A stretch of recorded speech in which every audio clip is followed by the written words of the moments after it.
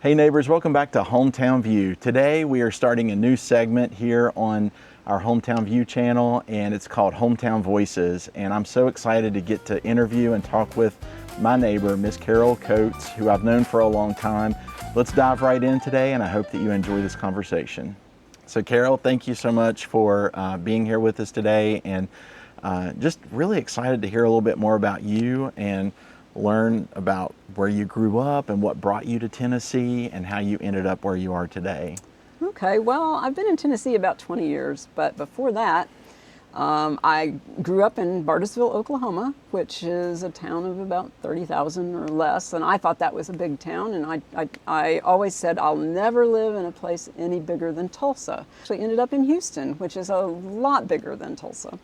But I loved living in Bartlesville. My parents, my dad was a research scientist for Phillips Petroleum Company. So at our house, you know, everything was, he always encouraged us to be whoever we were, whoever we are. I have a twin sister, but we were never expected to be like each other. I also have an older brother. And so we're all very different. And I appreciate a lot of things from my childhood now that I maybe didn't realize how cool it is and how different from other people's experiences. But we did lots of things that were just kind of sciencey, but we didn't know that. I mean, it was just part of our normal routine. So I grew up loving science and math. As I got older, I tried to figure out, okay, what do I want to do? And I ended up in geology, and so I have an undergrad degree in geology, and then I loved math and physics, so I ended up actually going to grad school at University of Missouri at Rolla, and got a master's in geology and geophysics. So what does a geologist do? So just kind of break it down. I loved rocks. My dad Okay. always said it was because when we would go on vacation and we would drive in the mountains, I hated the mountain roads, especially the drop-off side. So I would always stare at the rocks. So he thinks that's why I got into geology. Actually, he just has a great sense of humor, so he always teased me about that. But so geologists do a lot of different things, but in my case, I ended up going into the oil industry and got into geophysics, which basically exploration for oil and gas. So that's what I did as a geologist. But I just have always loved rocks. I've got a big collection. I worked for Amoco Production Company and for 6 years and as a geophysicist. But when I stopped to have my family, I decided that Jack and I, my husband, decided that we wanted to have me be a stay-at-home mom because that was important to us. So you can't do a tech job like geophysics and expect to go back into it after 17 years out of it.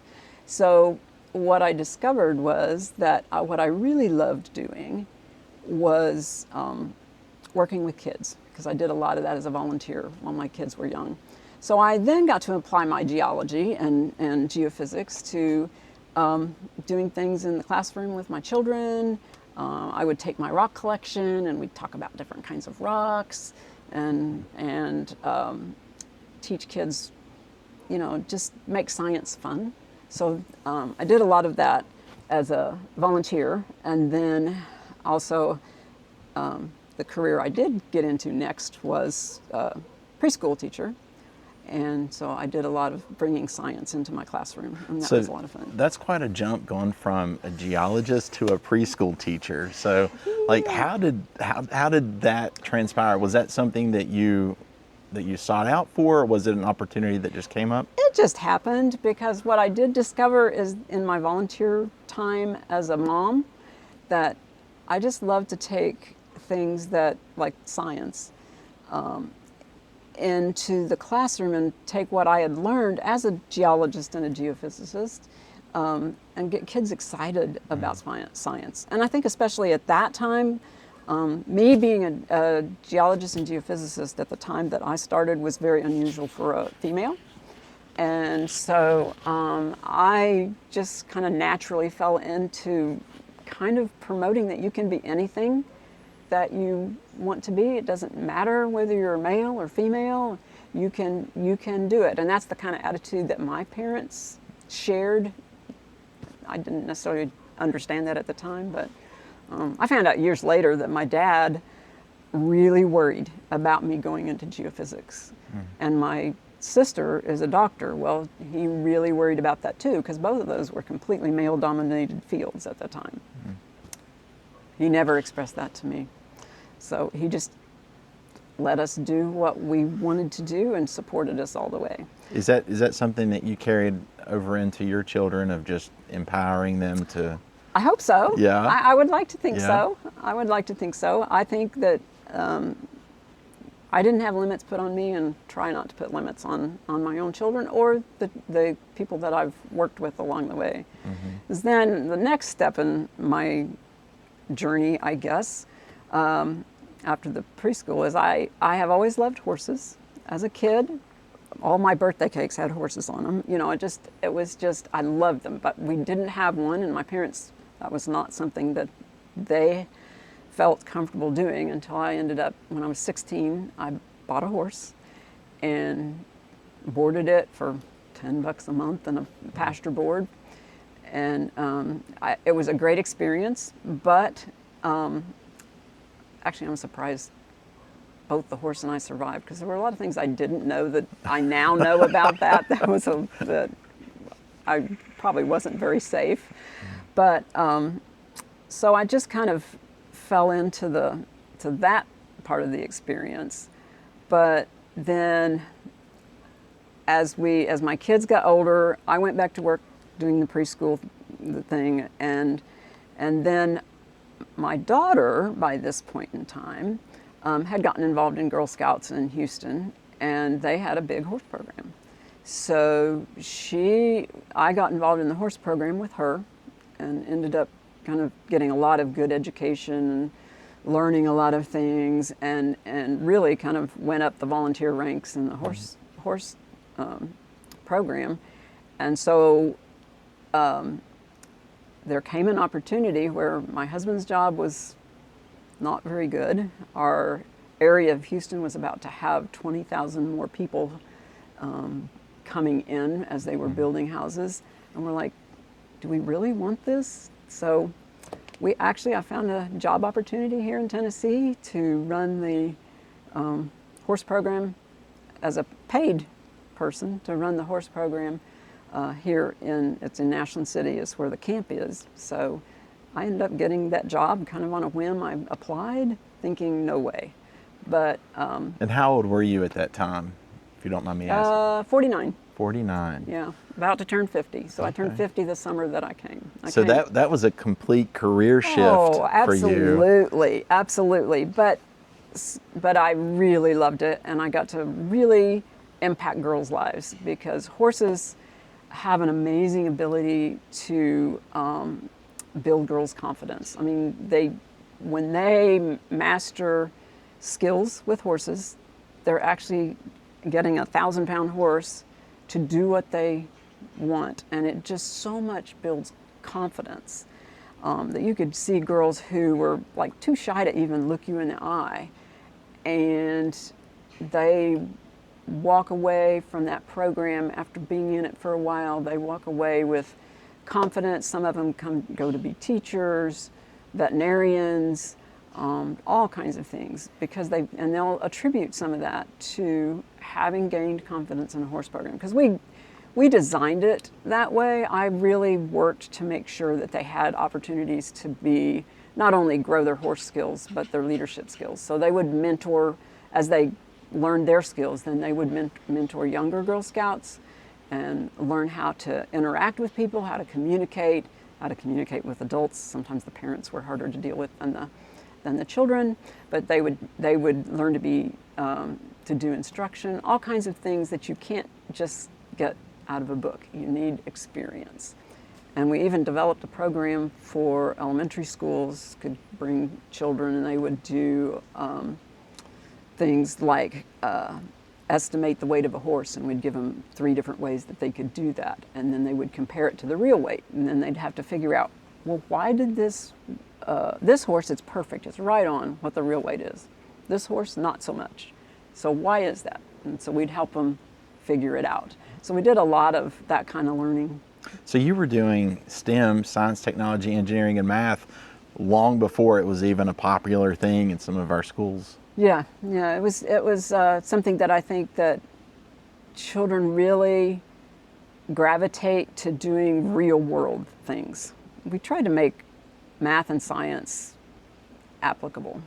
So that's when I met you, was through, you worked for the nonprofit, the Girl Scouts. I worked for a nonprofit as well, and that's how I came to meet you and to get to be friends with you over the years. And we were also in the Kiwanis Club together. Yes. And so, do you to talk to us a little bit about your passion of wanting to give back to the community and being a part of organizations like our local Kiwanis Club?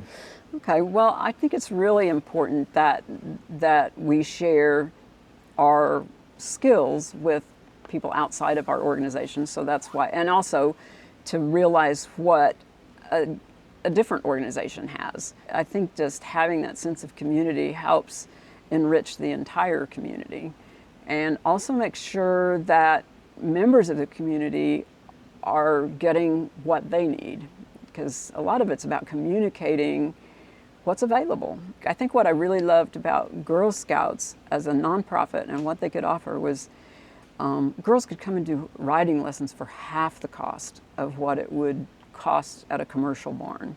They could go to summer camp for actually less than half the cost of even what it cost us to do it, because it was basically subsidized by cookie money and donations. And we all love the Girl Scout cookies. That's right. Well, and even the cookie program, interestingly enough, is not just about making money for the Girl Scouts. It's about teaching girls how to market, how to do money management. The whole program is designed to teach life skills.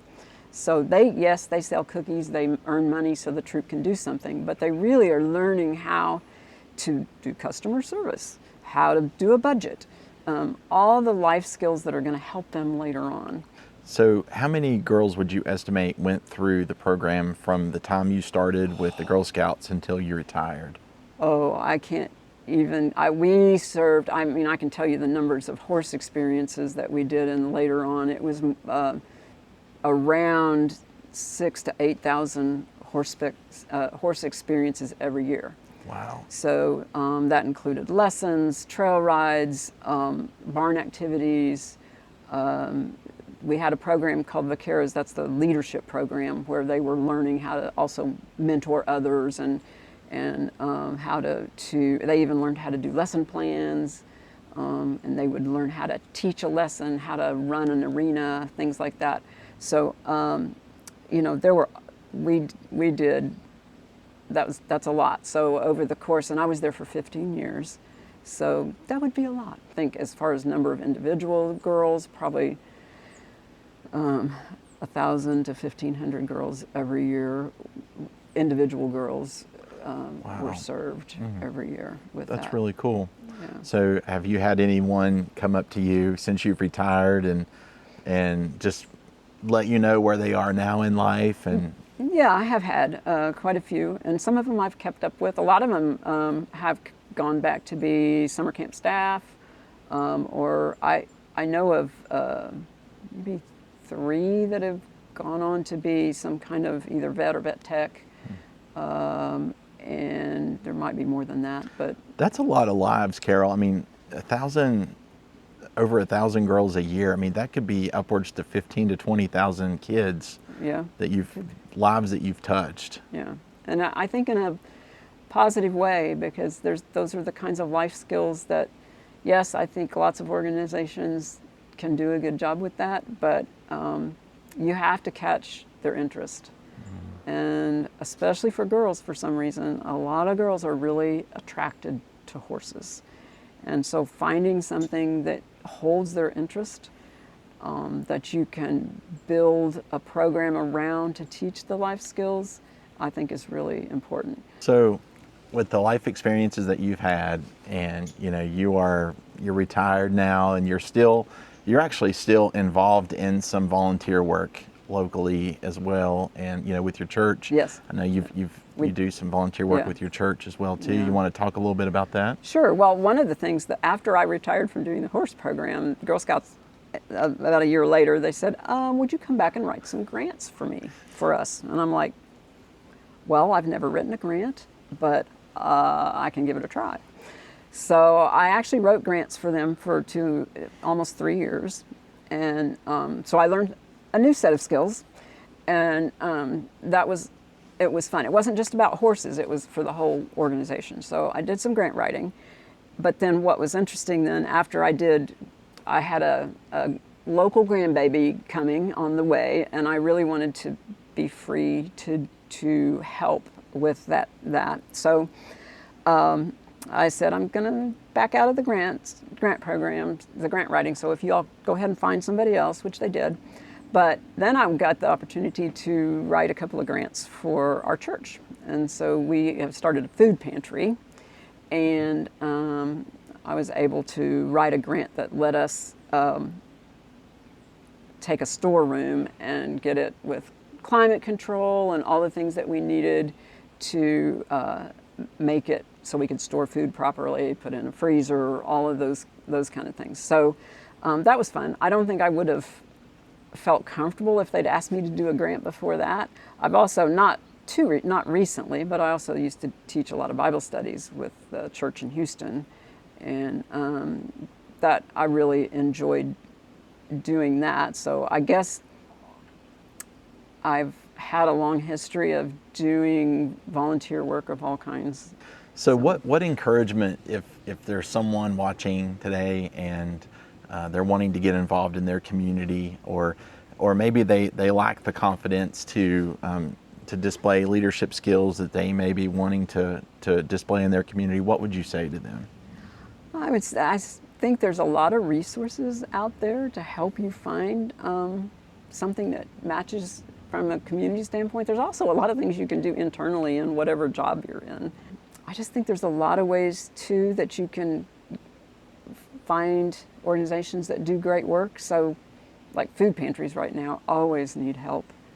And that's a place to connect with other people who are interested in that kind of thing. So find your passion first, and then find out think about how you can apply that to volunteer work if that's what you're looking for. We started something as simple as the free library here in our neighborhood, and you're very involved in helping to keep that going forward and everything. So I just appreciate the opportunity to sit down and talk with you and learn a little bit more about you, and just hope that there's people who out there who will watch this and be encouraged from hearing your story.